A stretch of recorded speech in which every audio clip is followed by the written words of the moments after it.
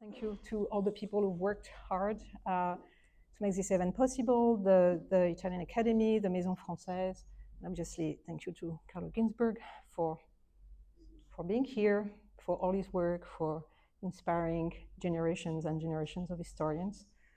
I have lots of questions, but I will start with a question about making, or the becoming Carlo Ginzburg. And here I'm paraphrasing the title of a chapter in your book on Machiavelli and Pascal. In this chapter called Becoming Machiavelli. And in that chapter, you have a very interesting analysis of a pivotal text in Machiavelli's trajectory, a 1506 letter, in which basically you see the transformation from a conception of politics from doing into making, and you analyze this in the light of Machiavelli's library as a young man. The books he's read, the book that his father bought and had in his library, Plutarch's Lives, Aristotle's Politics, Aquinas' commentaries on Aristotle politics. So I have a question about your library, the library that you grew up with, the books you've read as a young man. Somewhere, I forgot where actually, I could not find it for today, but somewhere you wrote that in the 1950s, you were reading mostly fictions. And so I have a question about the role of fiction. Which novels were you reading? And what you think about the role of fiction in the training of historians?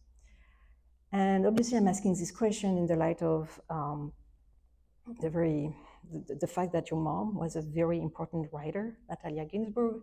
She's written she's written many books, but maybe the one that is most famous in the United States is Family Lexicon, was published originally in 1963.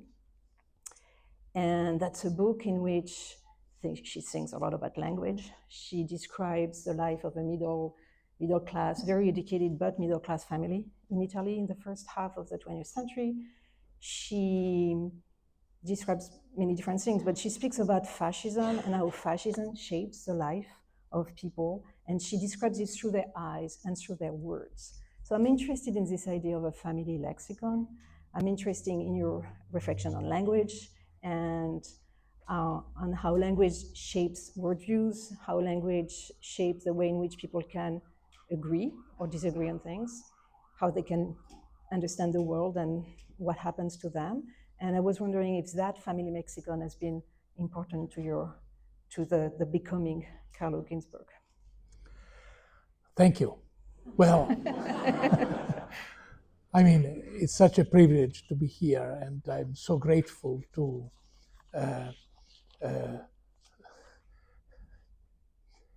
David, Shani, and Peter for their introductions.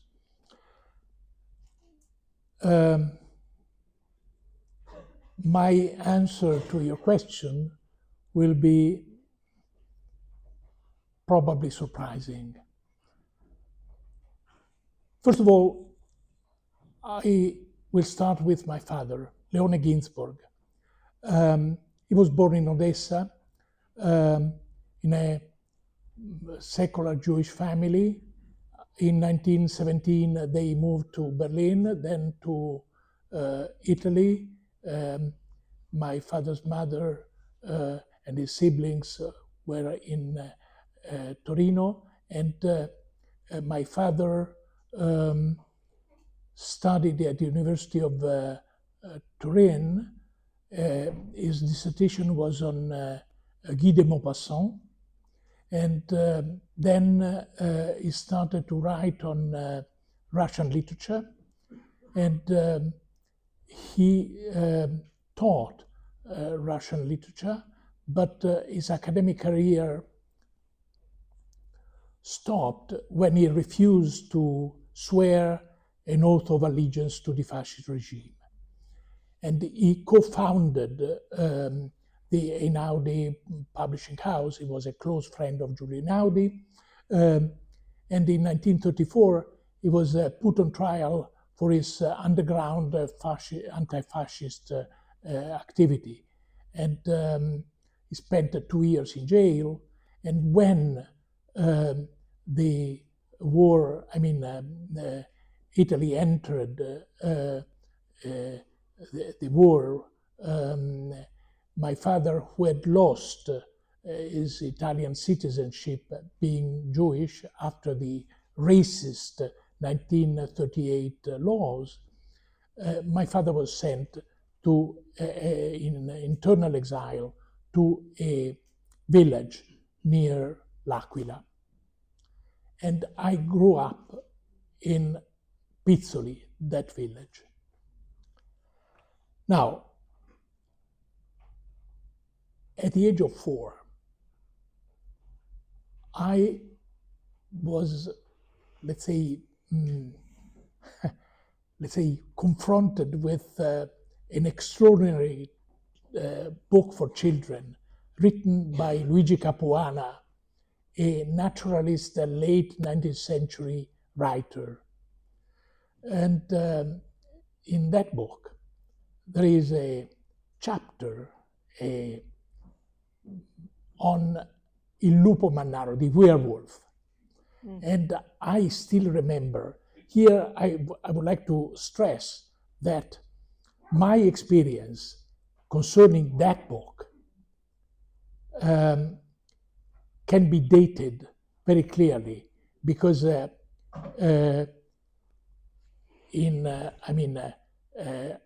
when the fascist regime collapsed, my father went to Rome.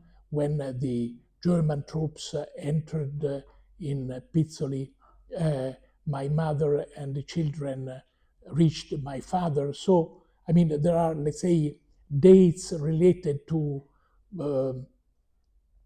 big historical events. And so I can date my experience, and I'm surprised by the fact that actually my vivid memory of my reaction to Capuana's book are in fact related to a child who was 4 at that time. So the werewolf story, it's about the story of a little girl, and the little girl enter in an apartment. The apartment is empty, and then a little human being enters the room, and he has a turban with a huge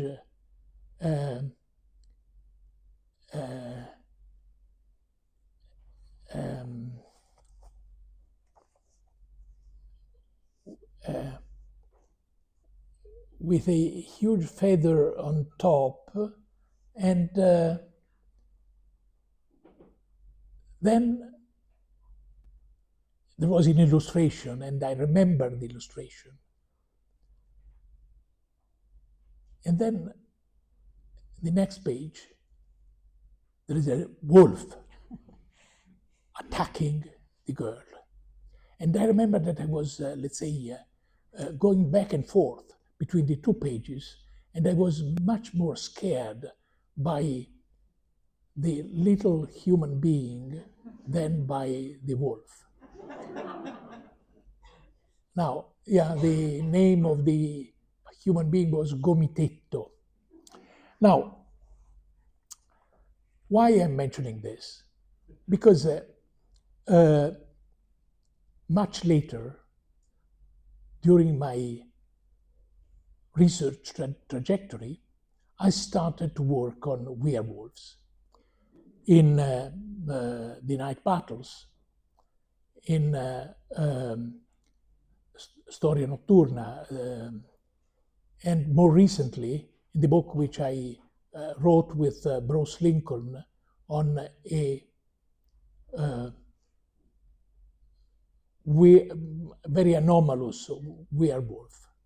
Now, one could say, okay, this was just a coincidence. Mm-hmm. Well, I'm not sure. Why? Because as my mother told in a beautiful text, Inverno in Abruzzo, her children were, let's say, there was a young peasant girl who was taking care of them. Her name was Crocetta. And Crocetta was singing songs with macabre overtones.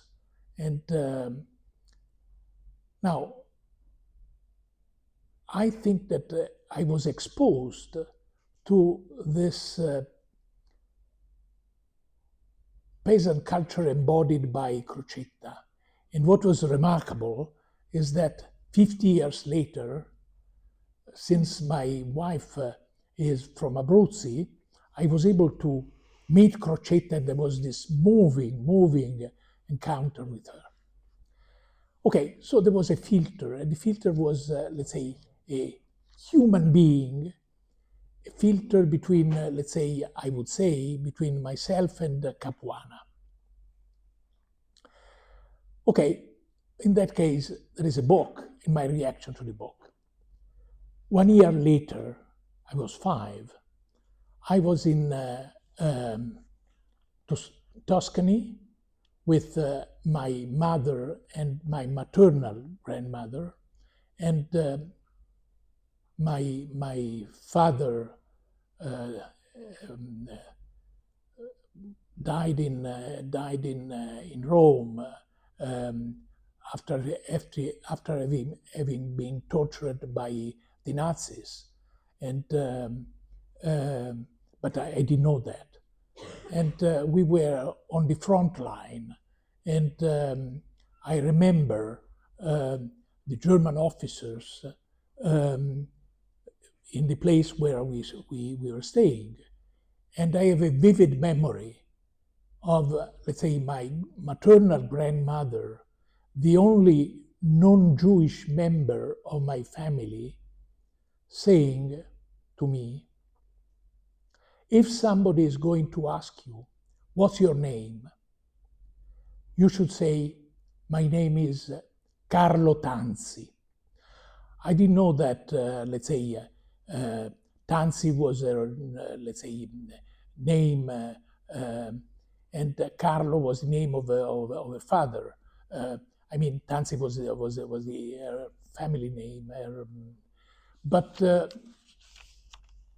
I remember my grandmother writing the word Carlo Tanzi on a copy of a book, which I was listening to from my grandmother and my mother. And the title of the book by Carola Prosperi was Il più felice bambino del mondo, the happiest child in the world. Now, retrospectively, I understood that at that moment, I became Jewish. So even in that case, I mean, that crucial turning point was in a way related to a book. Let's make a little shift in time. I was in Turin. I was probably 10, 11 or so, and I read War and Peace. I mean, this seems absurd. Obviously, I mean, I was unable to understand, a book like this, but I was deeply impressed also because the introduction to that book was signed by an asterisk. And this was, in fact, a signature imposed to my father as a Jew, because I remembered that when we were in Pizzoli, when he had been sent in internal exile, he was revising a previous translation of War and Peace, the translation I was reading. Now, I reread War and Peace in translation. Unfortunately, I have no Russian, but I reread War and Peace several times, and in an essay entitled Microhistory, 2 or 3 Things I Know About It, I explained in which sense War and Peace had such an impact on me, and in which sense my, let's say, trajectory towards microhistory was under the impact of novels, but starting from War and Peace, but including also novels completely different, including not only, let's say, Dostoevsky, but for instance, Kafka's Metamorphoses. I have a vivid memory of my mother walking with me and saying, yeah, it's a story, there is a story about a man who is turned into an insect. Unforgettable. Now, retrospectively, I said that novels are a nourishment for imagination, moral imagination. So we can identify ourselves with a murderer like Raskolnikov, with an insect, and so on and so forth. And this is the reason why, when many years ago, my friend Adriano Sofri, in a long conversation we had on a train, and he published the outcome of that conversation as an interview, he asked me, which is your advice for young historians? And I said, reading many novels. And why? Well, because they nourish imagination, moral imagination. They counteract the impulse to our provincialism. Now, thank you. Can I? I'm sorry. No, I should. I mean, I can go on, but I mean that would be too much. I actually have a specific question. Kind of follow-up question about that. You just said that you have no Russian, but you have so many other languages, right? You work with a lot of different languages, both classical and modern languages. And I want you to tell us a little more about this, about the importance of immersing oneself in languages, when different languages. Your work is very much that of a philologist, right? You trace the history of words through text in both very short and long durée. It's also the work of a translator. When we read your book, they are actually long translations, right? Like you have the original text and your translation, because some translations might exist, but it's not exactly what you want us to read from the text. So I want you to tell us a little more about this, about translations and how those, and philology, and how those practices are maybe important to what you've called slow reading and reading of text, and to the historical craft. Well, once again, my father was a philologist. He edited Leopardi's Canti in a prestigious series inspired by Benedetto Croce, published by La Terza. And actually, he also worked with Santoro de Benedetti at the edition of autographs of Ariosto. In fact, my father said in one occasion that Santoro de Benedetti was il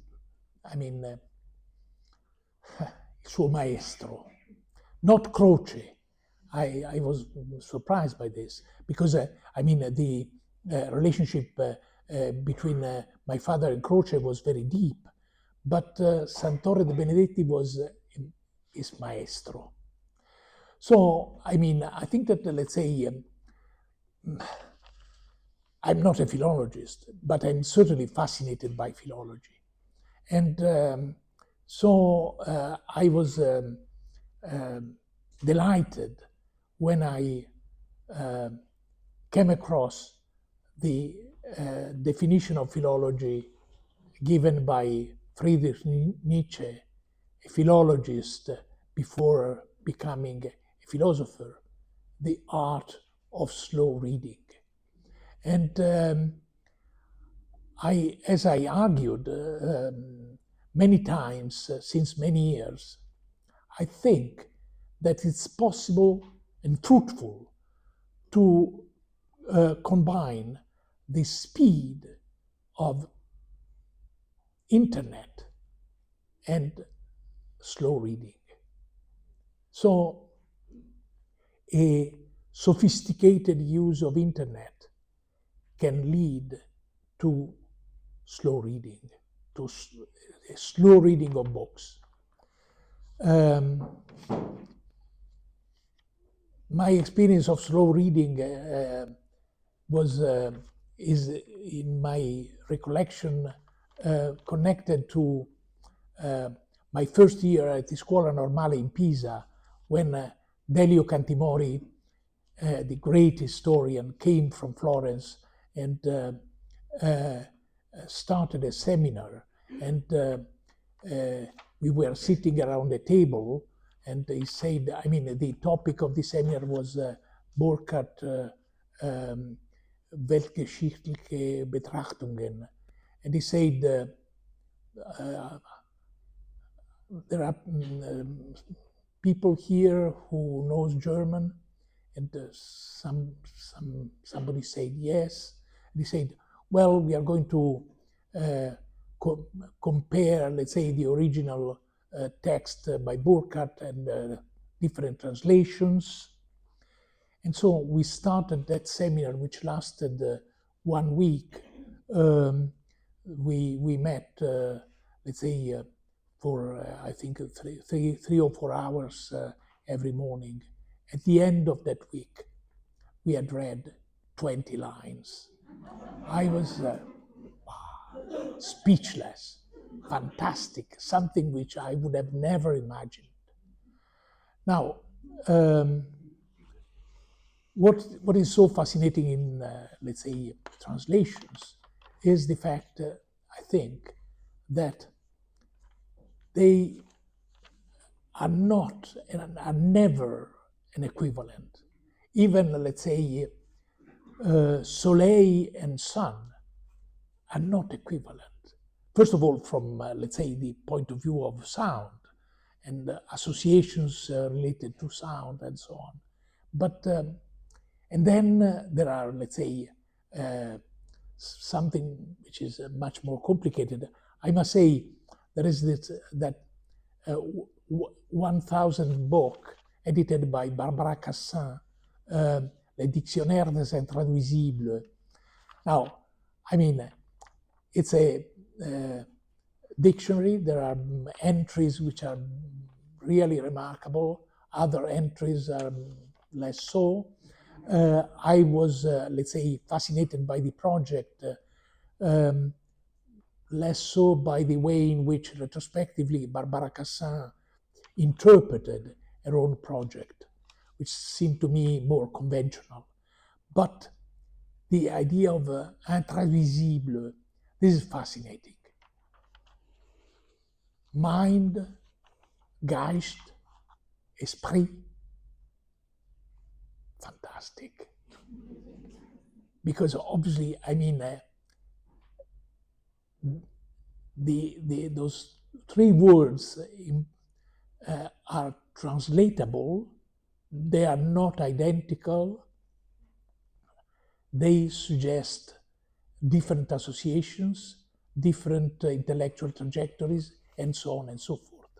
So I think that, let's say, translatability is a fascinating topic. Thank you. I have a question that, in a way, is about translation, but maybe between cultures rather than languages per se. So, in a way, I want to go back to this to your pivotal text, or to the pivotal text in your pivotal central texts, or things that where your thought moved. And that's obviously the Cheese and the Worms, published in 1976, a book that is now considered as one of the models, one of the most exemplary models of microhistory, even though at the time the concept didn't exist, right? The word and the concept of microhistory didn't exist. And I don't think I don't have the time to summarize the book, but it's really a book about culture, right? About what makes culture, how does it change in general, and also it's about a reflection about the how kind of dialogue, the kind of exchanges between high and low culture. And you make a point in this book that cultural change doesn't go only from high to low, right? But it's a much more complex set of influences. And there was a moment in the 1970s where culture was central to the work of historians. It's much less the case today. Today, the pendulum, right, has shifted in a completely different direction. You have a global history that is not very interested in micro phenomena, but also not very interested in culture. I would even say that historians today are afraid of the concept of culture, right? Either they think that they're afraid of being labeled culturalists, that is to say, of taking culture too seriously, while they want to see inventions, right? So they're kind of uncomfortable with that concept, or, and in a way it's in tension with the first position, they see culture as incommensurable, as unable to speak to each other. So I want to have your thought on what we do with culture today in the kind of 1970s anthropological sense of culture. And I'm asking this question maybe with a slight dose of irreverence, because your work has shifted, it seems, from the idea of culture in that anthropological sense. A lot of the work you've done in the past 30 years have been very much about kind of intellectual history related to text, and apparently, less about popular culture or the relationship between popular culture and, let's say, elite culture. So I wanted to ask you about this, about when you write about Machiavelli or Pascal or all those texts, is this for you cultural history? Do you see these texts as shaping, right, as being shaped and shaping a larger culture? Or is this more, are you more interested in the relationship between one text to the other as read by, let's say, a smaller part of the population? Thank you. Very challenging question. Now, I'm not convinced by what you said about culture today in historical studies. I think that, let's say, culture is still a concern for, a lot of historians. And in fact, I wrote an essay which is called Microhistory and World History, in which I used it's an essay which has two sections. First of all, I reflected on the genealogy of a notion, the notion of mental experiments, which seemed to me very important.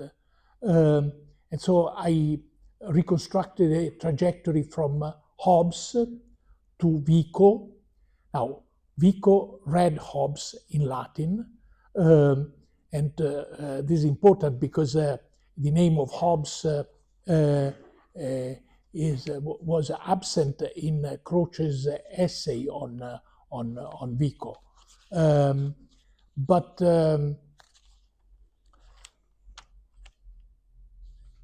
Vico's Latin translation of himself, of the English version of Leviathan, has some passages, as I proved, I think, that were very important for Vico. So the notion of mental experiment for Hobbes, Vico, and then there is a long footnote in Marx' Capital, in which actually Marx comments on Vico and the notion of experiment, and then Labriola, splendid remarks by Labriola, which were translated into French and read by Trotsky when he was in jail in Odessa, and then Croce, Gentile, Collingwood. Now, this trajectory seems to me very important,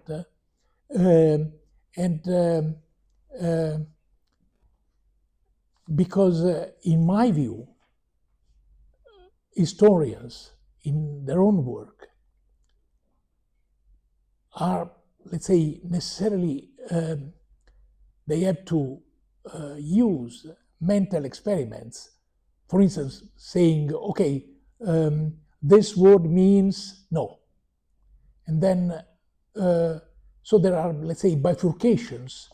And actually what I would like to add is that even in everyday life, we are making mental experiments when we are, let's say, reacting to other people's,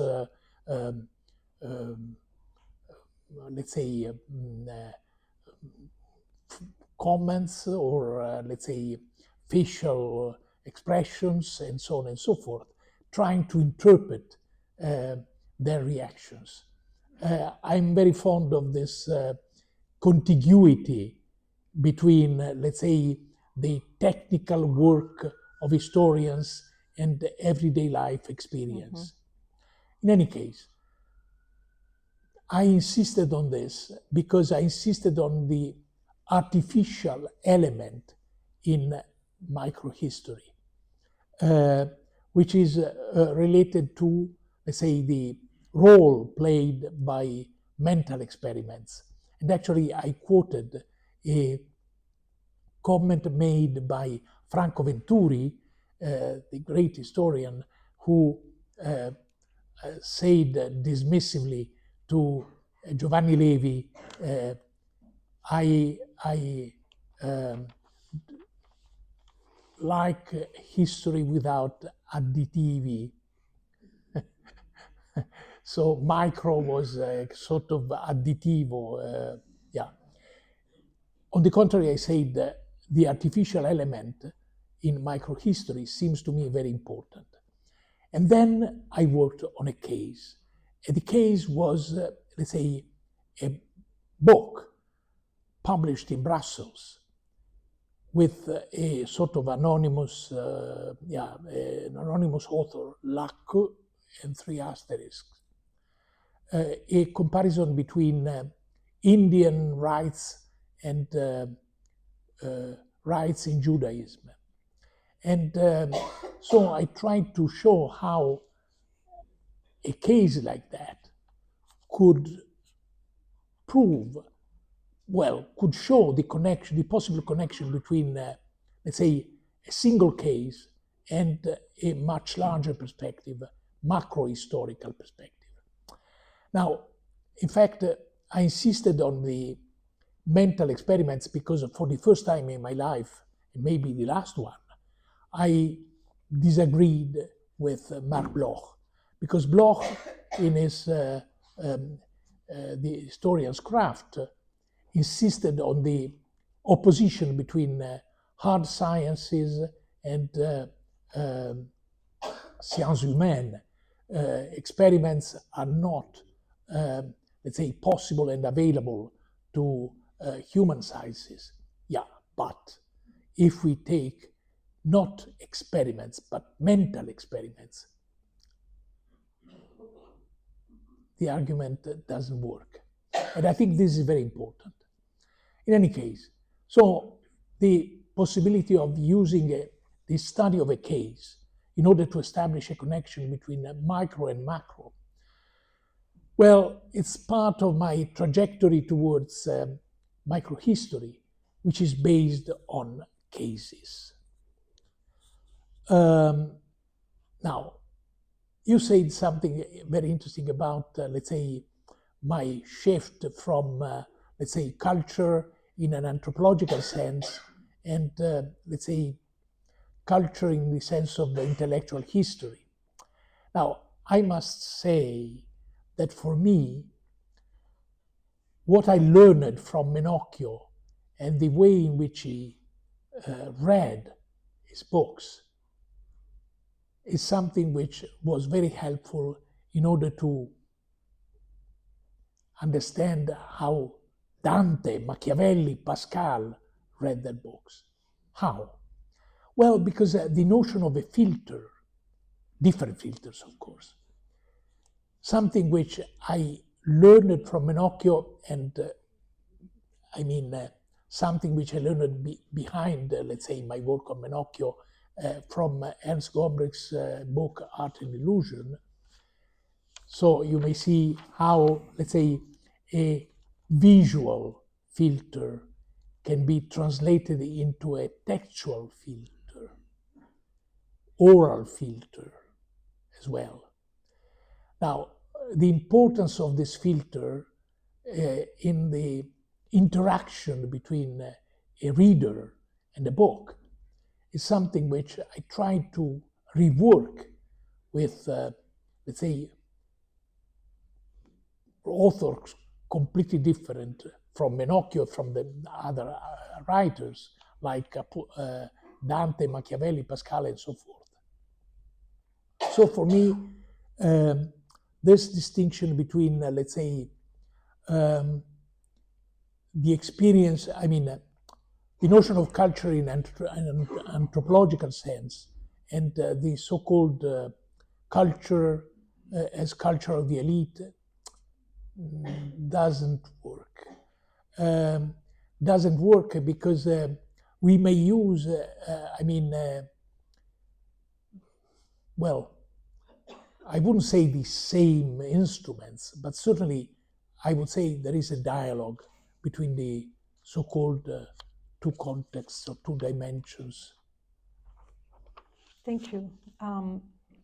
Another way of thinking about this is about the moment when there is actually, when the filters become an obstacle, when it becomes a barrier, right? When I'm thinking, for example, about some kind of comparison we can make between the way you think about subaltern cultures in The Cheese and the Worms and the way that, let's say, the Subaltern Studies collective led by Ranajit Guha and Indian historians think about subalternity. By this I mean that in The Cheese and the Worms, you actually do quote, you use the concept of subaltern, right? And for you it means both a situation of domination, but also the ability that Menocchio has to reflect on domination and to contest it, right, very strongly. And the idea also that there are actually indeed a lot of exchanges and dialogues, conflicts, but also exchanges between different spheres of culture.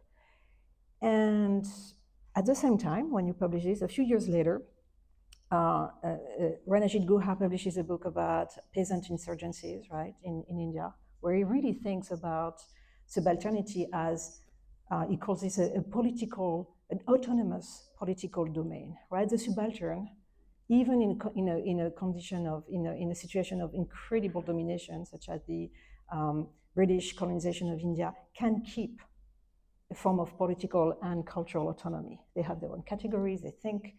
Specifically, they are autonomous. And so, is there any possibility of dialogue between these different ways of thinking of subalternity? And I'm saying this because there is one article that I found very interesting when I read it years ago, on called "The Voice of the Others," and it's about the Mariana Islands natives and how they are, or their voices was actually quote unquote recorded by the Jesuits, but completely reframed and imagined, right? It's a work of imagination by the Jesuits. Maybe I misread it, but with like an imposition of a very classical kind of form, which is a harangue, which you find again in Diderot's beautiful Supplément au voyage de Bougainville. And in that text, I mean, it seemed that because of the work, the stylistic work, the rhetorical work of the Jesuits, the voice of the alien is completely silenced, right? Menocchio could speak. You could hear Menocchio. You could not hear all the people who had some kind of, weird cosmogonies at the time, but you could hear the voice of Menocchio. That subaltern could speak. So my question is, what do you do with that? I mean, we're at Columbia, so question is, can the subaltern speak? Who are the subalterns that can speak to us? Are there limits to that? I mean, are filters always filters, or are there ways of recuperating something like, or are there ways in which actually it becomes, to some extent, impossible? Thank you. Well, let me start with a little anecdote. In 1988, I went for the first time to India. There was a conference organized by Jacques Le Goff, and so a group of European historians, actually all of them being French, except Peter Burke and myself. And so they asked me, Maurice Aymar asked me, would you like to go first by yourself to India or later? And I said, no, I would like to go first. And then I went to Delhi and gave a lecture at the Nehru University. I don't remember the topic of my lecture, but what I remember is, let's say, the extremely lively interaction with the audience. And I was struck by the fact that actually there was a sort of common language. And I thought, well, this is Marxism. And then I thought, no, there is something more specific. This is Gramsci. And then I went to Calcutta, where the conference was going to take place. And very, how can I say,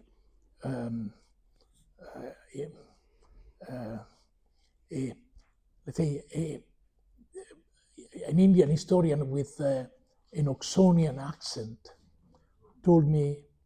asked me, well, you are Italian, so what's the real meaning of subalterno? And then I tried to answer, saying, well, there are military overtones and so on and so forth. Only years later, I realized that, in fact, Gramsci, in order to circumvent fascist censorship in his jail, took a distance from the Comintern language. And this was something crucial as far as the posthumous impact of Gramsci's thought is concerned. As far as I know, nobody remarked this. I commented this in an essay on Ernesto De Martino, but this seems to me something very important. If we think about, let's say, notions like subalterno, hegemonia, and filosofia della prassi. Now, filosofia della prassi had been used by Gentile, but I would say that if Gramsci would have used the word proletarians instead of classi subalterne, its impact in India and in other countries as well would have been zero. So now that work you mentioned, Histoire des îles Mariannes, written by a Jesuit, Charles Gobien, I came across this book by chance. I am fascinated since a long time by the identity in Italian between chance and case, both of them being, let's say, used by caso. And so I was working in Florence at the Biblioteca Riccardiana, and I asked for a book. I don't remember which one, but the book was bound, literally bound, with another book.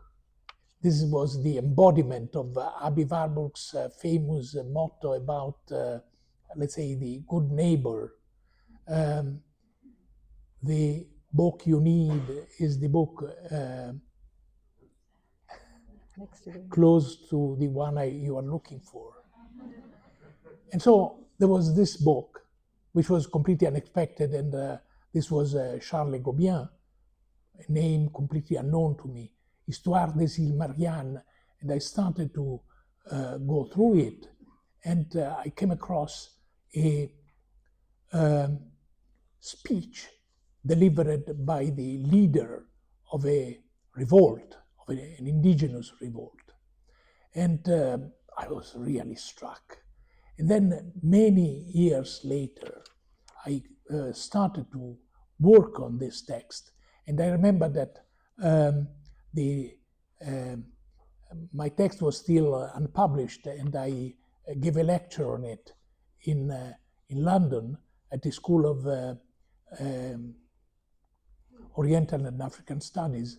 And when I spoke about this speech, which is a aggressive denunciation of, let's say, European colonization, somebody came from the audience and said, magnificent.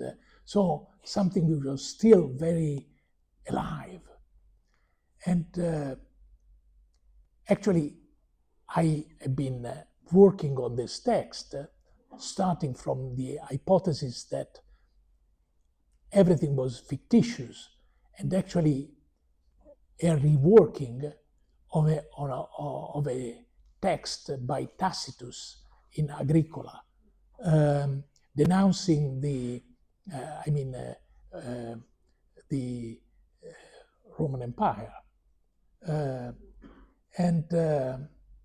But then there is a detail, and the detail is a footnote in which Le Gobien says, but this person, Urao, the leader of the revolt, says that Europeans brought insects and illnesses to these islands. But this is grotesque, it's absurd.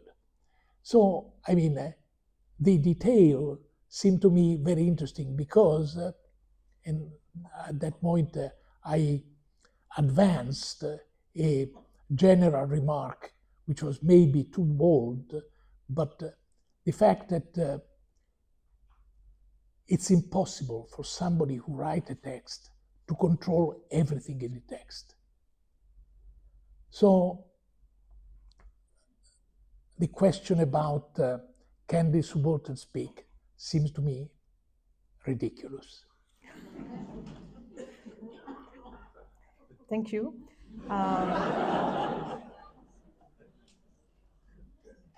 had a lot of other questions, but I will, I think, summarize all my questions into one so that we can open to the Q&A.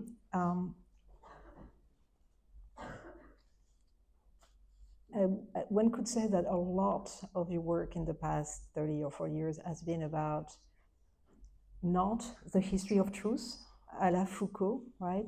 But has been about the history of the procedures in which truth can be established and communicated. And you've taken very strong positions against what you've called neo-skepticism, in both historical writing and in the humanities in general.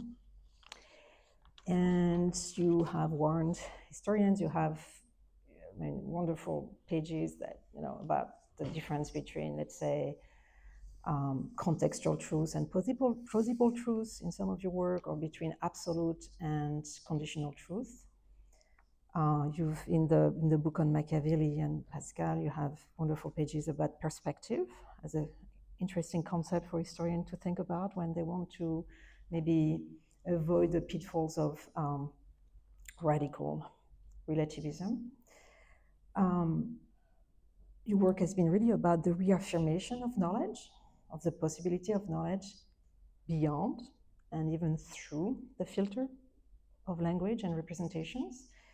And so I understand that it is a little late, but could you, it would be interesting for our audience, for you to maybe say why this has been so important for you, and how you have led this, this agenda, how you have proceeded to think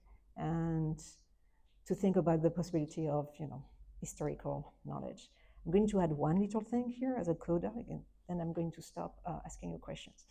But obviously, to go to the present, truth seems to be elusive to us, and fragile, and unstable in our present, in our political present. So I wanted to ask you about the role of historians and of the historians' work to help us think about truth today, and not so much about establishing and communicating truth, but also about ways in which we can still desire truth, yearn for truth.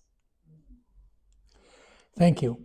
Well, I remember that many years ago I was at Yale, and there was a conference. At a certain moment I was speaking, and I said, truth without quotation marks, as people say, and in the academia, and the audience started to laugh.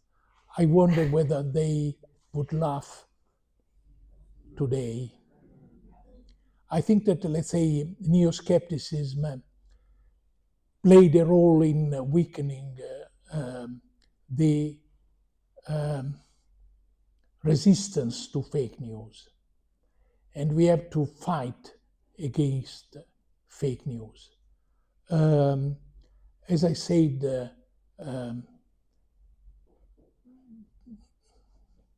some time ago, I was invited by a Chilean historian to participate in a conference on post-verdad, and I immediately accepted, because that notion is something which I regarded as dangerous, and so I wanted to fight against it. And my contribution to that conference was post-verdad as an old new story. Now, old insofar as, let's say, the idea of, let's say, using lies in order to manipulate masses. It's an old story. But certainly, technologies change, and the new technology is certainly much more dangerous. But we have to fight against it. And I'd been, many years ago, I discovered that I'd been recruited in, let's say, among the postmodernist historians. And I was, let's say, not particularly flattered. And so and when I started to teach at UCLA, I was shocked by the fact that the most brilliant students were fascinated by neo-skepticism. Then there was an event. Hayden White came on campus. He delivered a speech showing his arguments and so on. And I was in the audience, and I commented in, let's say, harsh, polite terms. And so there was a real debate. And my friend Shaul Friedlander, who was in the audience, and he was teaching at UCLA as well as I was, and he said, well, I mean, we met, we had dinner and together, and Shaul said, we have to organize a conference in order to debate with this kind of perspective in the approach to the Shoah, which is what happened. And then there was a confrontation between Hayden White and myself. And actually, I mean, there are probably one or more, even possibly two books on this debate. The echoes on this debate are still going on. Hayden White is not here to, let's say, contradict me, but I was really shocked when I discovered on Google that he had said in an interview to the Italian newspaper Il Manifesto, when somebody said, what do you think about Carlo Ginzburg's attitude and so on? And he said, well, he has a biblical notion of truth. But he said, his book, The Cheese and the Worms, is in fact a work of fiction. There are just a few sentences, and he has expanded them in a fiction. Now, this is a lie, because I mean, the publication of the proceedings of the trials against Menocchio amount to more than 200 pages. So, I mean, I say the lie, but one could say, well, this is simply a, let's say, lack of concern for factual truth. I think that, let's say,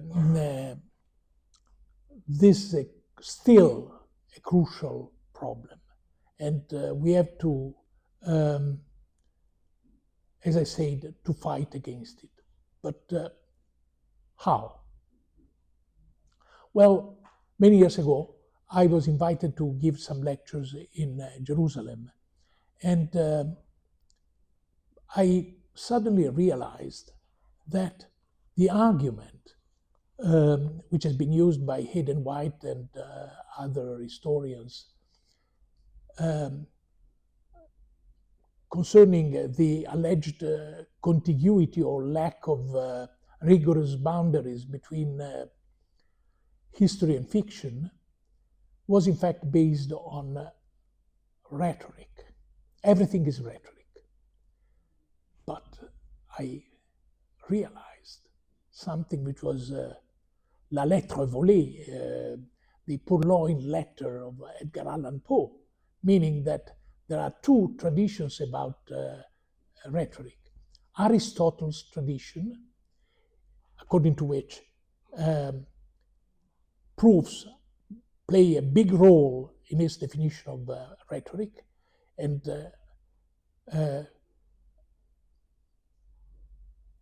Aristotle, read and reworked by Quintilian, and Quintilian read and reworked by Lorenzo Valla, are a crucial element of historical reflection and work today.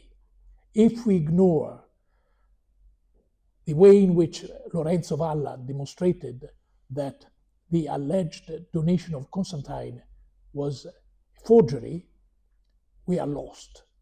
We are lost, and we will be unable to prove that the alleged diaries of Hitler were in fact a forgeries. So we have to insist on this tradition. And against another tradition of rhetoric, which was in fact put forward in a brilliant essay, Inacceptable, but brilliant, but inacceptable, by Nietzsche, which was, published posthumously on Truth and Lie. And this Nietzsche's argument had been, let's say, echoed by Nietzsche's epigons and so on. And that argument is explicitly anti-Aristotelian. It's an argument against proofs. Actually, I put as a title of my lectures in Jerusalem, History, Rhetoric, and Proof. And the idea of putting proof in the title was not obvious. In fact, I was thinking about, let's say, comparison made by Gramsci, but in a completely different context. I mean, when he compared and opposed guerra di posizione, trenches, and guerra di movimento. Thinking about, let's say, the possibility of a revolution in Western Europe.